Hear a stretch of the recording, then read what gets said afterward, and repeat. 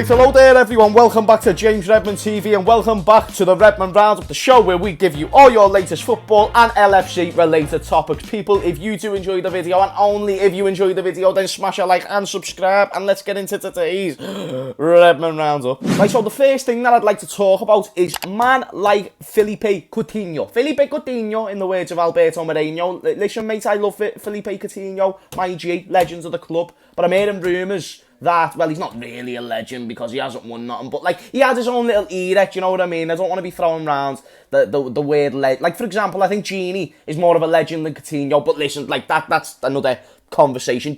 Coutinho is still boss, and I'm sure no matter what age you are, you will agree with me that Coutinho is a boss footballer. But these links of us possibly bringing him back to Liverpool, and it could be a free. So for those who don't know the story, Barcelona owe us dough and a lot of money. We're talking about 50 million euros. And because they haven't paid the full fee, which was, I believe, 140 to 150 million euros, in between that region, and because they haven't paid that full amount back, what they're deciding to do is possibly offer us Coutinho basically on a free. And even though the idea and the sentence, oh my God, Felipe Coutinho for free, let's jump on it, it's not really like as simple as that. We're not getting the same Coutinho, for example, as the one that left. The one that left in 17-18, when him, Firmino, Salah and Mane were all just bossing it in that front four. It was a front four, it weren't a front three. And I actually think, you know, you talk about us, you know, the league, for example, with Manchester City, the season after that, I think we probably win that league with Coutinho still in the team, because he's just one of them players. But since he's left Liverpool, it's safe to say Coutinho has not had a world-class season of football. He's had a good season at Bayern Munich and then 2 or 3 pretty bad seasons at Barcelona. Don't get me wrong, granted, this season he's had a long injury. But if anything, that's all the more reason why Liverpool don't just jump on this deal just because it's Felipe Coutinho. Liverpool don't just go ahead and pay whatever wages Coutinho would want to be paid for. Because let's be honest with ourselves, we've achieved a hell of a lot more since Coutinho's left this club. It's not one of them things where he's left and we've realised, oh shit, we could do with a player like Coutinho. Besides this season, when we had that bad run of form, we've never really needed him. And therefore, I don't think it would be the greatest idea, as much as, you know, based on excitement, Coutinho has been one of my favourite players in my lifetime. He scored worldies and I love players like that. But to go ahead and just buy him back just because he's done that for a you know, short period, he still left for Barcelona, he still left before Liverpool had won any major trophies, and that's not a bad thing. But why are we then going to go back out when he's now, what, 28? 28 years of age, there and thereabouts. Don't get me wrong, still rather young, but he's not a young spring chicken. We could be going out there looking at players like, for example, you know, a bit of a different position, but like a St. Maximin, someone around that age group, someone who's a little bit more fresh, someone new, someone that's going to have something different to offer. Not a Coutinho who's only going to be brought back because he's played well for us. And I like Coutinho. I've said this many, many times. The idea of him, Thiago, Firmino in the same team, that honestly really does make me cream. But I also don't want to be getting too caught up in the idea of buying these type of players for however much a week. And again, I'm sure Coutinho would even take a wage cut to join back Liverpool. But you know, he's admired in this city as well. If he did come back, he'd be a hero. And if he was to sign, would I be upset? No, I'd be fine with it. But it doesn't mean I'd be happy. And I said before, Coutinho in 17-18, or the season after that, let's say, he was the difference of whether or not we probably won the league. Not because we had a shit attack, but he was just that good. I don't think Coutinho's that difference no more.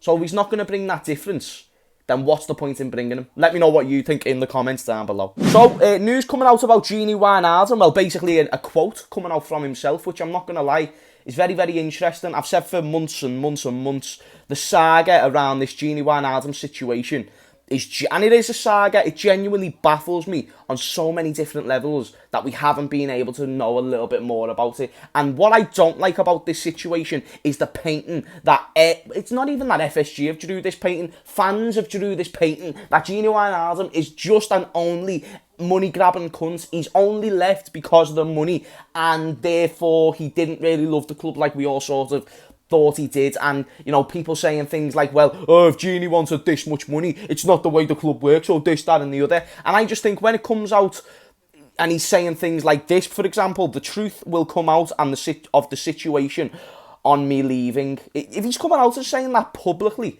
saying, listen, something's gone on, but you'll find out one day, is basically what he's trying to say. If he's saying that, then that's something that we've got to be aware of. Because Gini Wijnaldum, one of the most reliable footballers over the past 4 or 5 seasons, has been earning a wage of £75,000 per week. He should have really got given a new contract after the Champions League. This has just been a build-up to right now, and this season was his last season. And now we've missed out on, we talk about how good we are at selling players. Well, we've just let go of one of the best midfielders in world football for free. One of the most consistent footballers in world football for free. Like, you don't do that. That's not good business. That's not my definition of good business, let me say that much. And I'm very, very intrigued to know what this something that Gini Wijnaldum has mentioned. I'd love to know what that is. Because this is just really opens a can of worms. Like, this could be a reality TV series in itself. And I am really, really all for it, because I think there is more to this story than just money and stuff like that. It made no sense. There was videos, even in February, coming out of Gini Wijnaldum talking. There was a fan who was recording Gini Wijnaldum in his car and was like, come on, Gini, lad, stay at Liverpool. Gini replied to the fan, I want to stay. But it weren't like in a way that he was just trying to get the fan to shut up. He was in a car. The fan was in a car. Gini was next to him in his car. They were separated. Gini could have just rolled his fucking window up and been like, fuck any of that business. I've had a long day at the office.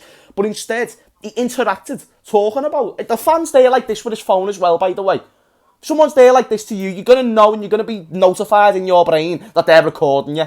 So if Gini is saying to this fan on a phone that I want to stay, furthermore, if the manager, Jurgen Norbert Klopp, is then coming out saying, I love this player, I want to keep this player, because Jurgen Klopp did say this, quoted out of his friggin' brain. Makes no sense, but you get what I mean. Jurgen Klopp has said so. If the manager wants to keep him and the player in question wants to stay, then what's the issue? I'll leave that one to you. Let me know what you think in the comments down below. What could Gini Wijnaldum actually be on about when he says the truth will come out on the situation of me leaving? Right, so this is not going to be the first nor last time that you're going to hear loads of bollocks over a summer transfer window. And it's not about transfer news, it's about the Euros, and it's about Gareth Southgate specifically. And it's about his selection.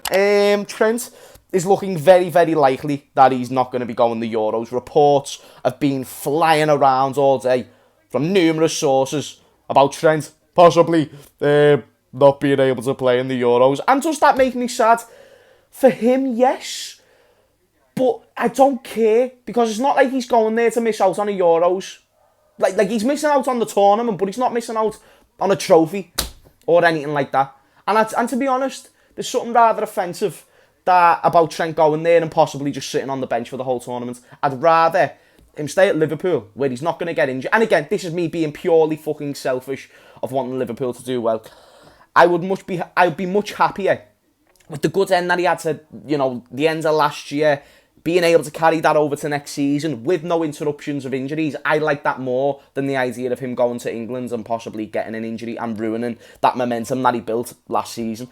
But I am obviously devastated for him. A young player, someone who over the past season or two, there was people calling him the best right back in the world. Now he's going to be questioning himself whether he's the best right back even in England, and I think he is. And feel free to disagree. Reece James in the Champions League final was an absolute beast. Doesn't mean he's better than Trent. Doesn't mean he's not better than Trent. Again, it's open to opinion. But for Trent not to go to the Euros, I feel like, and this is just my opinion once more, I feel like that's wrong. A player that good with the experience that he has, that can't be overlooked and that can't be overvalued. If you're going to be taking someone like Jordan Henderson, if you use your brain cells, you probably should use Trent as well. Trent, Sancho and Henderson on one side of the field would be just absolutely immense. And I don't think people quite understand just how immense that would be. You talk about the creativity and the lack of creativity this team has to offer. Trent will add so much more creativity, even with the likes of a Jack Grealish and a Mason Mount within that side. That's just how good he is. So I am upset to see that he won't be going to the Euros for him. Not for me, not for personal reasons. I just want to know from you, is this the right decision from Gareth Southgate? Because I don't think it is. People talk about this defending that Trent doesn't have. Trent he can improve defending. Can I also remind you, he's 22. It's literally the time in life where you try and improve on things that you're not that good at. And he's actually good at it. But because his name's Trent Alexander-Arnold, and he's won a Champions League and a Premier League and he's set the standards. He's now got to be defending a certain way. He's got to be a 10 out of 10 each week.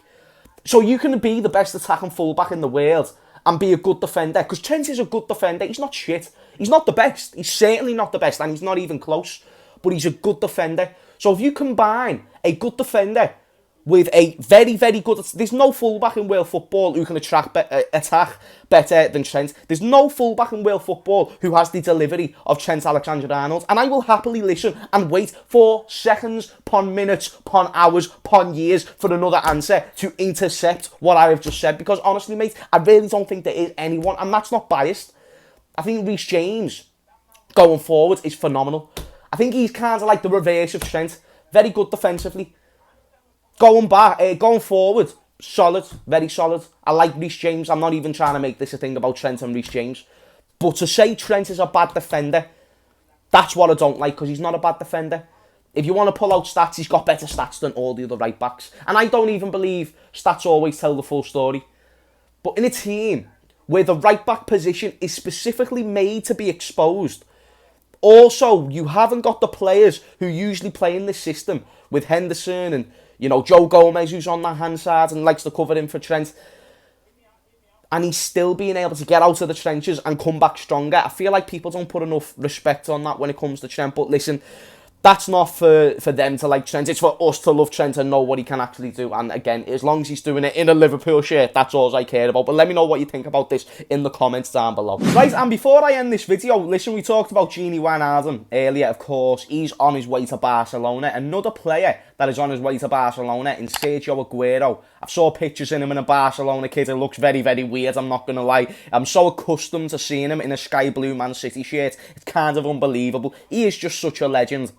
And the only reason why I'm bringing him up is because this is now an era, you know, over the 2010s era, Aguero really was the man. You know, you talk about Luis Suarez, and I love Luis Suarez, and I actually think, you know, if you get Aguero's best season and Suarez's best season, it's really up for debate on who had a better season. That being said, Aguero, based on longevity, as well as quality, as well as goal scoring, as well as being a fucking monster, no matter what colour his hair was, like that in itself really does have to put him in the conversation of one of the greatest, if not the greatest striker the Premier League has ever seen.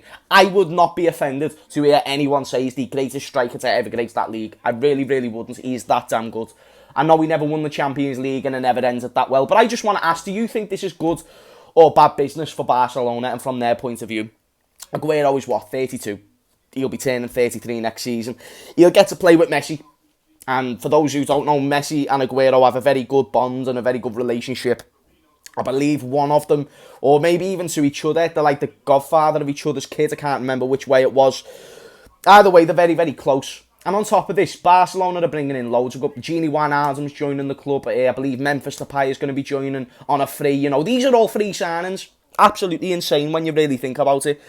But Gini Wijnaldum going, Memphis Depay going, they're very good, but Aguero still probably is the most standout one there. Since Luis Suarez has left Barcelona, they really have had a gap in that team, and Aguero is supposed to be the man to fill that gap. And I just want to know whether you think he's going to do a good job at that or not. For me, I do think he suits the way Barcelona's going to play, and I also do think Aguero still has a massive amount to offer for years to come, maybe a year or two left in terms of playing at a very, very top level, being able to exceed 20 goals.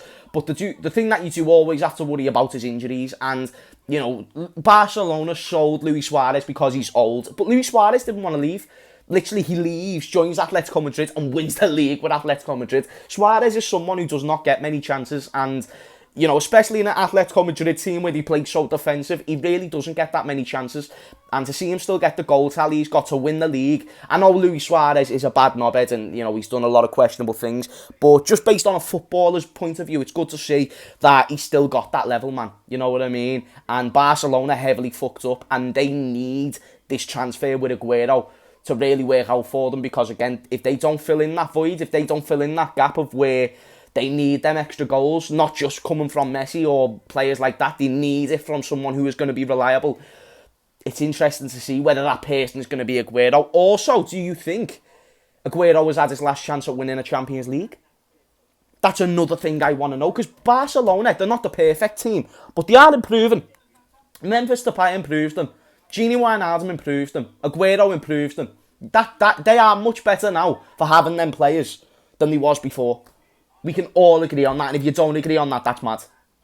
Even though they might be a little bit old, they're still very, very talented footballers who can have a lot to offer. No doubt about it. But I just want to know if this is his last chance, or if he has had his last chance. That's a shame, but what a career he's had anyway. So let me know what you think about all that in the comments down below. But people, I'm going to end the Redmond rounds up there. Hopefully you enjoyed. I'm going to be doing a video probably tomorrow at some point, but I'll get it out maybe the next day. And it's going to be basically a season review, as well as like a keep, loan, sell type of video. So what I mean, I'm going to look through the whole Liverpool squad, the players who are currently here, the players who have been out on loan, and the players who haven't been sold. Basically, I'm going to go through the whole squad, give them a season rating. So if you've played in a Liverpool shirt, you'll get a season rating. If you've been out on loan, I'll give you one based on the knowledge of what I've seen of that loan spell. I'll, of course, do a little bit of research as well. And then, once I've gave them the season rating, I'm going to put a label next to them whether I should keep, sell or loan this player. So we'll go through all the goalkeepers, all the defenders, all the midfielders and all the strikers. If that's a video you want to see, then definitely let me know in the comments down below, because that's a video I would love to bring to you as soon as possible. So this has been the Redmond Roundup. If you enjoyed, then smash a like and subscribe. Another Redmond Roundup should be out on the channel tomorrow at some point, so keep an eye out there. And again, if you want to see that video idea, so like a season review, but with the keep, sell or loan sort of addition to it as well, then we'll talk about players like Karius, because he's coming back to the club, what we'll do with him. Players like Harry Wilson, Harvey Elliott, Xherdan Shaqiri, even big players like, you know, I don't want to say Manny, because he's definitely going to stay, but you get what I mean. Just tune in, and also let me know if you want to see that video. Thank you so much for watching this one. Smash a like only if you enjoyed, and I will see you all later. Peace out.